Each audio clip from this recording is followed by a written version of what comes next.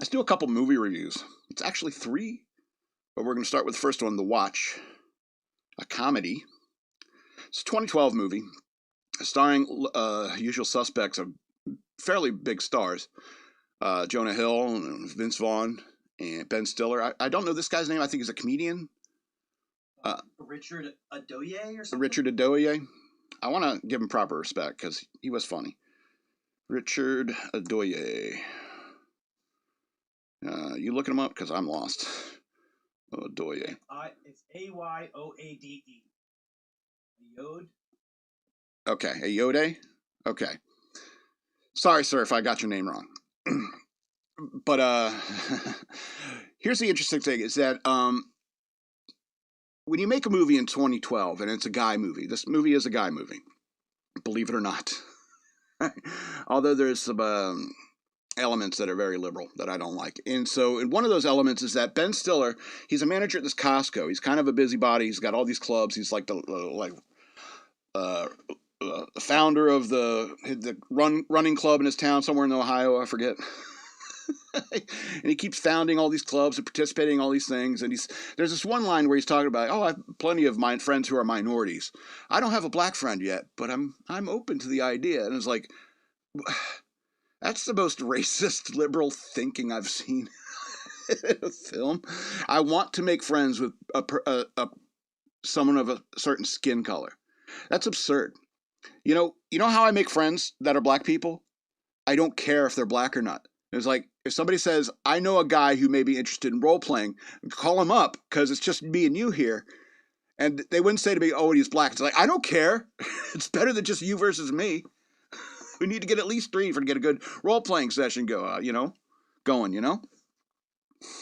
And so, the whole idea, the objective of trying to make a friend just because they're black is, how can you not see that that's racist? Anyway. So that's Ben Stiller's character. And even though I know he's like a liberal guy and stuff like that, he really does care for people around him. Like at the beginning of the movie, in the first act, the security guard at Costco, he ends up getting killed. And so because he's the manager of the Costco, he goes over to, and they show him the body of this guy that he just got a citizenship. He's a hard worker. He's a night watchman. And and he had a nice little what do they call it? A montage at the beginning of showing what he does in his night shift and how much fun it must be. But he ends up getting killed that night by an alien. And so Ben Stiller, the cops show him his body, and Ben Stiller's like, that next scene, Ben Stiller's driving away and he's crying because it's obviously a terrible thing if somebody gets killed. And so he becomes highly motivated and goes to like a local football game. It's like, buys a couple of seconds of time so he could talk to the crowd at the high school football game saying, hey, we got somebody that was killed, and like, I want to find his killer. I want to start a neighborhood watch. And there's a couple people in the crowd who like perk up when they hear this. And that is Vince Vaughn's character, who you meet in the first act as well. It's interesting because Vince Vaughn was playing a character that's real gregarious, and he talks loud and often, and he's always interested in having a good time. I know he never really plays a character like that. It was quite challenging for him, I'm sure. And so, sarcasm. And so, and then you got Jonah Hill playing a creepy guy. Not really new shtick for him, but it's good that he's like dropping weight. I think that's good for him. And so, and plus it makes him like, it fits in, if he fit better into this role because he wasn't as large as he has been in the past. And so he's like this guy who wanted to be a cop. Got rejected for numerous reasons, and you could see why. There's obviously some issues with the guy, and but he wanted to get involved in the neighborhood watch. But his motivations are, I want to get into some vigilante stuff. I want to start kicking the crap out of bad guys. Vince Vaughn's character, he just wants to hang out with some guys because his wife's working all the time. He lives with his teenage daughter, and if he just stays at home, he's going to be Facebook stalking his daughter. Being, who's that guy you're making out with at the party? And stuff like that. So he just wants bro time. He just wants to hang out, drink beers, and chill with his neighbors. And then you got Jamarcus at the end, and he shows up at the neighborhood watch meeting, and Ben Stiller's just so happy a black guy showed up, and it's so weird. And so but it's chock full of guy humor, and you don't see that often in films these days, because a lot of the humor, like, could, for example, you don't want to take your wife or girlfriend with you to see this. You go to watch this movie with your bros, you know. If you sat there and watched that with your missus, you know, she'll probably want to turn it off halfway through, because there's a lot of grotesque guy jokes in there. I'm not afraid of such things, so I kind of liked it, and it was good to see something in a more modern era where there's this understanding that men need their own space. You know, even when Vince Vaughn's like, "Hey, let's go to my house. I got a man cave with a pool table and stuff like that." Men need their own space, and you need to allow them to have that space. And so I think that this movie expresses that very well. And then all of a sudden, aliens.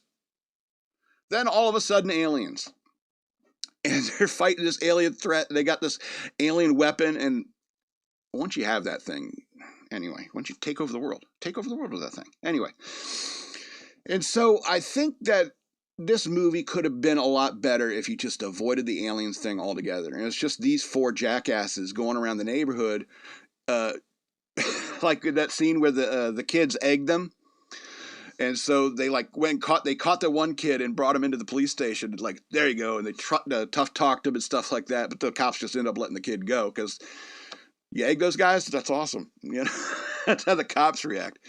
And that's a normal everyday thing that a neighborhood watch run by doofuses might actually get into. But then the alien thing was this whole other plot. It was like, it's got to involve taking over the whole world. Why is it like every story got to go to the galactic level? You know, it could just be the weird criminal people in your own neighborhood. And I think the movie could have been a lot better if it was just like characters like Billy Crudup's character in this movie, because he accidentally received a Men's Fitness magazine in his mailbox. That was actually Ben Stiller's. And so he notices that's Ben Stiller's address. And so he comes across Ben Stiller and goes, "You must be," I forget his name, and you live at so-and-so. And he's just really weird. And he's like, "Here's Men's Fitness. Not like you need it, though. You know, I mean, you look quite fit." So he's just this weird guy in the neighborhood. And there's a scene later that they're like stalking, like hanging around this guy's house, trying to say, "What's going on in there? What's going on?" You know, just being a creepy neighborhood watch guys. And they get invited in, and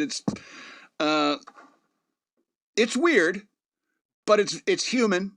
It's human, and probably something you'd run across if you're part of a neighborhood watch in an affluent neighborhood. Okay, bunch of swingers. Okay, so if it was just a series of things like that, where it's just them harassing like weird people in their neighborhood, similar to like The Burbs, I think it would have been a lot better movie. So The Watch, 2012, 9 of 13 stars. Little Liberal, 9 of 13 stars. You reading the notes of the show again? I was. I was way ahead. I was in the news part. Anyway, I'm just happy that people understand is like there needs to be spaces for men, exclusively for men.